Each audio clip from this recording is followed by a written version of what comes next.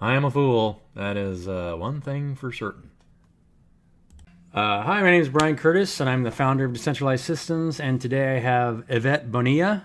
Is that the Ye- right way to pronounce your last name? Okay. Yes, And you are a healthcare operations consultant working for Suicide Care Consulting Services, LLC, correct? correct. Awesome. So we were talking a little bit about before we started this conversation, and yeah, just maybe explain more about what you do and uh, what maybe brought you into that field in the first place. All right, so a bit about what I do is work with psychiatric and inpatient hospital systems to help them reduce suicide rates and also readmission rates for their suicidal population. So I try to help them facilitate smoother care transitions so that patients don't feel like they're kind of feeling left hanging when they leave the hospital, and that they feel like they have enough support to continue life back into the community. And also it can help hospital systems to have better operations so that they don't feel like they're constantly treating the same people over and over again, and so that they don't have other issues down the road. For example, helping them to reduce any kinds of malpractice lawsuits and things like that. So that's a bit about what I do on that end. And what brought me into this is that I myself am an attempt survivor of suicides. So me having been in the system as a patient really led me to want to work into the system myself to try to make a difference in people's lives, help people who are where I used to be. And so that's what brings me here today. Awesome. It's funny you say that because so many of us, we don't even realize where our life is heading, but our past experiences always take us to a place where we realize that, that becomes our passion, right? It's something that you Right. went through and you realize that, you were in a darkness and you found your way out. And so you can see where other people are at and you can be the light, to help them get out of that dark place that they're in, Mm, right? yeah. So it'd be fair to say that you probably see where the higher rates of depression then are in society and what parts of society are having the biggest impact on depression, right? Yeah, and I mean, it's depression and it's also anxiety. Those are some of the two big things that can lend people to kind of feel like they're in this pit of despair. There's always worries about the future, for example, right?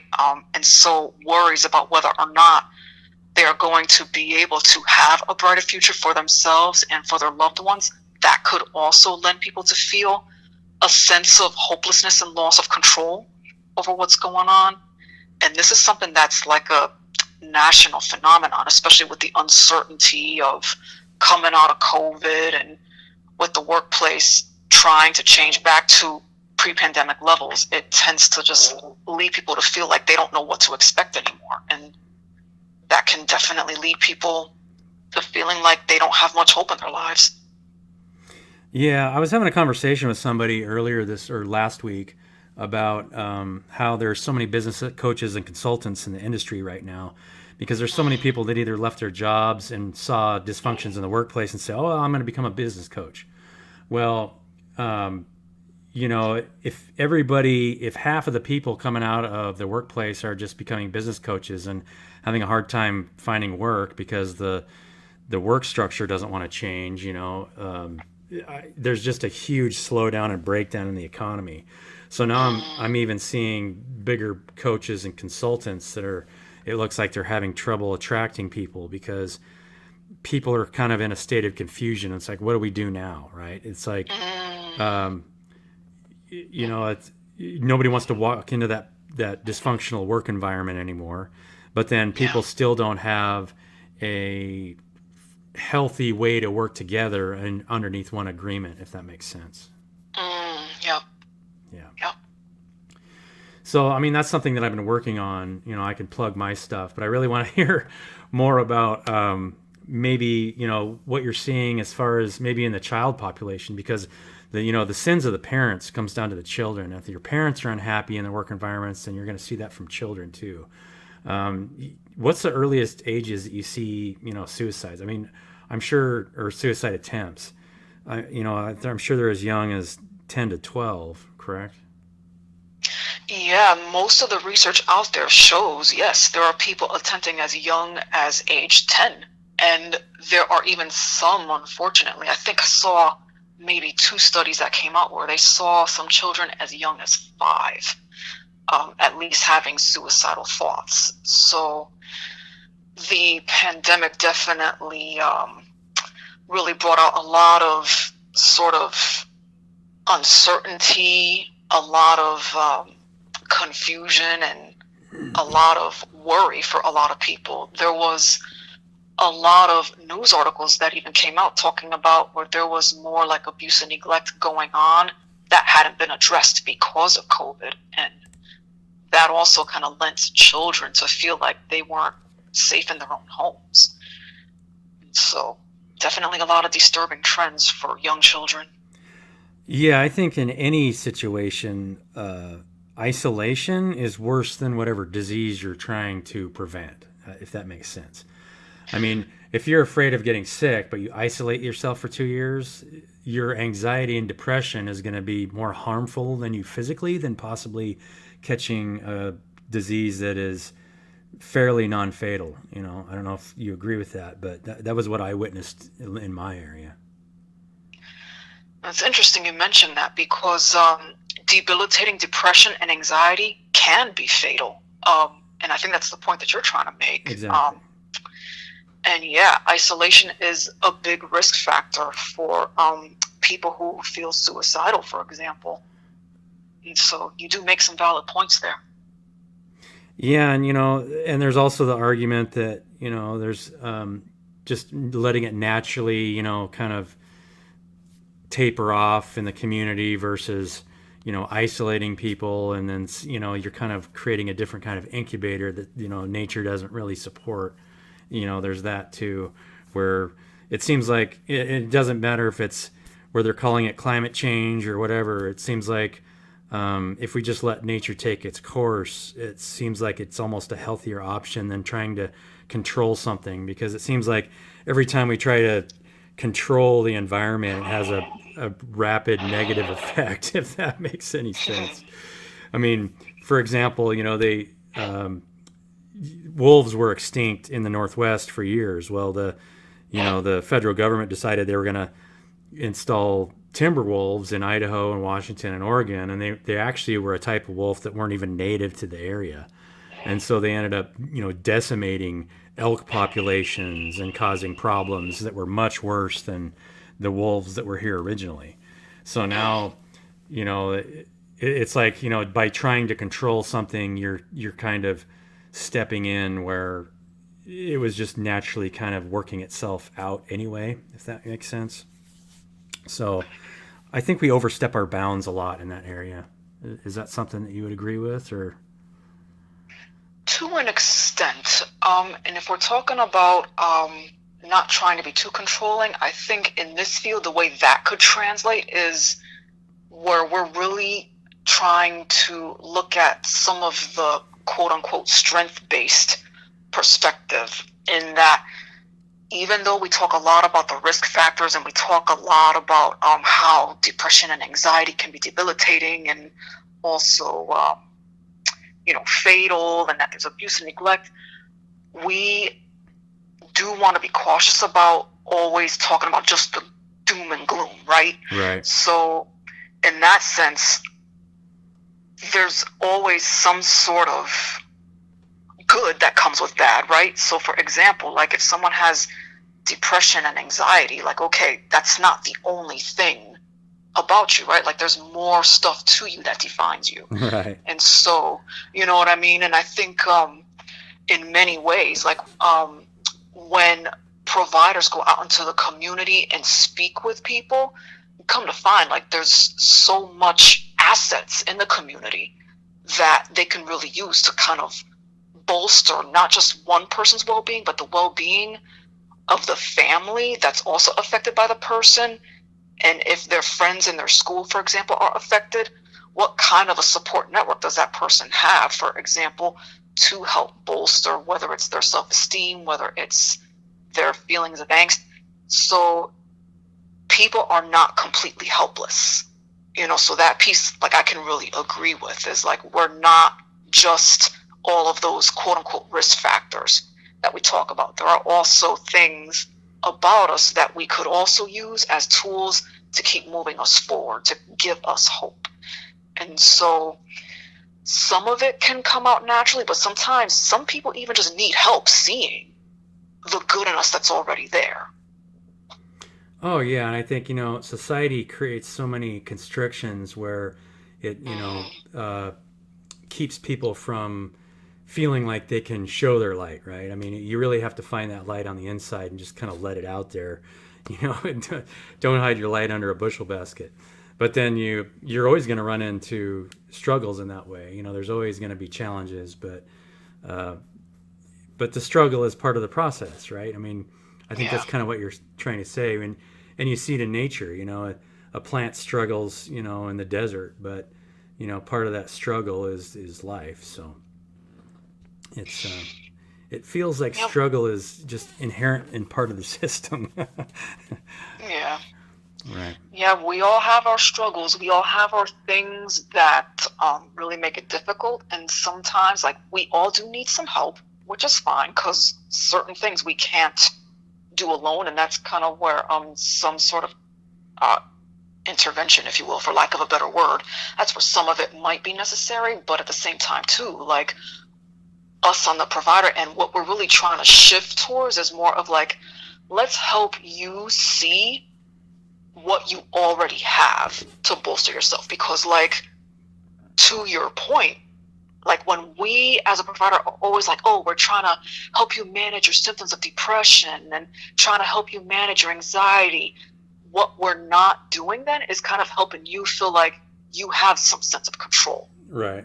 You know what I'm saying? So if we're always trying to do things for you in a way, that's just sort of us perpetuating that sense of helplessness that I don't think we really tried to do. And so now we're sort of like, okay, lesson learned. Let's step back some and say, like, let's help you see what you could fix in your social life, as far as like relationships that you might have with loved ones, like, or if it's like helping fix relationships, I don't know, with the school, whatever it is that you're going through in life, helping you find some resources that you can wield to its utmost potential, so that we're not always just focusing on just, oh, you're depressed, let's fix that. You're anxious, let's fix that. Oh, you've got a temper tantrum, let's fix that. And it's like, wait a minute, it's more than just the actual behaviors and personalities that we're seeing. It's also stuff just going on that they might need a bit of help managing, and also seeing what kind of strengths they have themselves. So, like, say, for example, if you have a kid that is like always, like, say, stubborn or something like that, well, maybe it's not that they're stubborn, maybe it's that they are someone who knows what they want. Right. You know what I'm saying? And so in instances where them knowing what they want and them being clear, there are times where, like, you know what, that could be a very useful thing for you. And where can we apply that? And where can we say, okay, maybe you might need to work on compromising in some of these other situations, but helping them see, like, some of those core personality traits, it's not always a bad thing, you know? Right. We're all part of a many-membered body, and all of us have these unique Mm-hmm. skills and assets. It's and unfortunately, society doesn't support some of those assets. Society is kind of Yeah, built to support some assets more than others. true. If you're more artistic, I should say, and maybe you have a propensity to just paint, and you've always loved painting. It's so much difficult to become you know be a renowned painter than it is to just become a math teacher or something like that, right? So Yeah, it's there is that. So I've always believed that there is a better way that we can start structuring society instead of centralizing control, because right. if we're all making decisions as a group and as a whole together, then that always seems like the best way to do that. When you leave people out of the decision making process, then that you've just lost their interest in even Yes. being a part of that system. So Yes. Yes. And systems are made of people. And even we in the system have to keep that in mind too. Like people are the system, people are the community. So the more that we get people's input, the more that we can treat them like the people they are and help them see their own power. It's very yeah, true. but the problem was when you're looking for a way to exploit your personal power, but then you're constantly giving your power away, whether it's through politics or to your boss, who's maybe you've got a really narcissistic boss who just wants to be in control and doesn't it doesn't matter how much input you give them, right? They're still just going to do what they want to do. So connecting people in a way where it forces people to work as a group and make decisions as a group, I think is kind of a better model. These old business models and political structures where it's all controlled by a small majority. It allows special interest groups to come in. I think everybody can agree that we just see that our world is controlled by special interest groups. There isn't any part of society that isn't controlled by a special interest group. It seems like, except for Amish communities, maybe. I don't know. I can't speak on the Amish groups, but it is true that there are a lot of powers that be that sort of control some of the higher level things. And in my line of work, what I've learned is that when you try to go too big too fast, it can be very overwhelming. Oh yeah. And so, in that sense, rather than feeling like, oh my God, there's so much, that's where a lot of people feel like they have this loss of control. And so sometimes, you know what? To what we had said earlier, let's control what we can. So if we have a narcissistic boss, while yes, they may control our paychecks in the immediate term, would it be beneficial then to try to see if you can leverage whatever other networks that you have outside of work to say, you know what?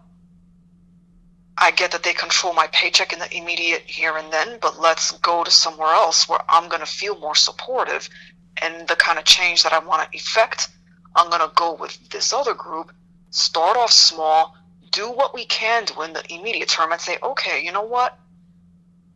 I'm seeing this aspect of change that's working quite well with this piece. Let's see how much farther we can go, and then just test ourselves bit by bit, and then working your way up. Because you start too big, yes, it is overwhelming. Oh yeah, and incremental changes is the only way things happen anyway.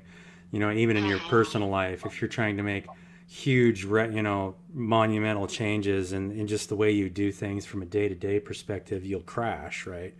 It's like Right. it's like when people go to the gym on New Year's Day and say they're just going to hit the gym every day for 5 days a week.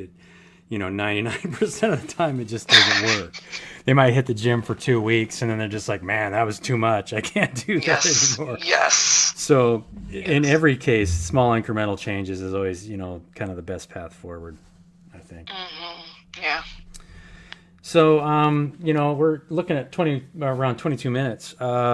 Can you give me maybe one success story that you witnessed? I don't know how long you've been doing this, but I like to hear, especially success stories from, suicide victims. Maybe you can even speak about your own success story. I have, so many stories to share from my end because I think everybody gets in a low spot. I don't think there's anybody that I've ever known that hasn't at least considered that, because you feel like, it's just better not to be alive at some point, right? Because it feels like everything's against you. It feels like everything's against you. It depends what state of mind you're in, but yeah, just any story that you have that you think that would be beneficial for people to hear.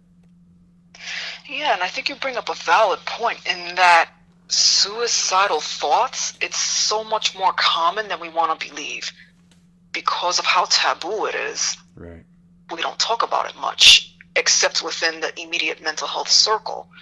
And I'm here to say that, even speaking for myself, I'm a professional in the field, but I've had those thoughts myself. So as far as my own story, I was diagnosed with depression years ago, and later on I even developed PTSD. But my depression had developed when I thought the very same things, that I was a burden to the people that I loved, and I thought the world would be better off without me, and so I had attempted, and I was in and out of these hospital systems, and it did seem very overwhelming, where it was like, oh, I can't seem to get along with my family. Now I gotta, fix relationships with my family. Oh, now I'm doing more poorly in this or that area of my life. Oh, I gotta fix that. And on top of that, fix me. And so it can seem overwhelming, especially when you're in a position where you feel like you're broken and need to be fixed. Yeah. And then fixing everything around you. And I think that's such a misconception with treatment, because what I had learned in undergoing treatment myself was that it wasn't so much about, quote unquote, fixing what was broken. It was more about finding the hope within myself to see that I did have something to offer to the world, and even more so to myself. So like, if you're someone who is out there like loaded with all of this sort of low self-worth and maybe even self-loathing, there is a way where you can find the good in you. And for me, finding the good in me was seeing the good in others. Because sometimes what happens when you hate yourself, you hate the world around you too, right? So for sure. When you start seeing like, there are people who care, and for those who care and they treat me right, I am even that much more willing to treat them right, check in on them, see how they're doing, right? And sometimes there are different coping strategies different people can use. For me, just getting out of my own head helps so much, Yeah. And when I started developing friends, and yes, my friends came from the hospital systems that I was in. So knowing that there were people like me who felt equally the same, where they felt like they were these burdens, but then like when you see the good in someone else, you're like, you're such a wonderful person. How could you do this to yourself? Then they'd say the same to me. Then you start to see like, wait a minute, I'm not as bad as I seem, I'm not as bad as I thought. Right. And us literally lifting each other up really helped us to feel like, what? It is possible to recover, and it is possible to start seeing some bright light in the world, even if I'm only talking to one person at a time, 2 at a time, 3 at a time. That then grows to 10 at a time, maybe 20 at a time, even if it's over the course of several years. Because you start to really develop these sort of deep connections with people who think like you, who have acted like you, who have walked in similar shoes to you, and you learn you're not alone.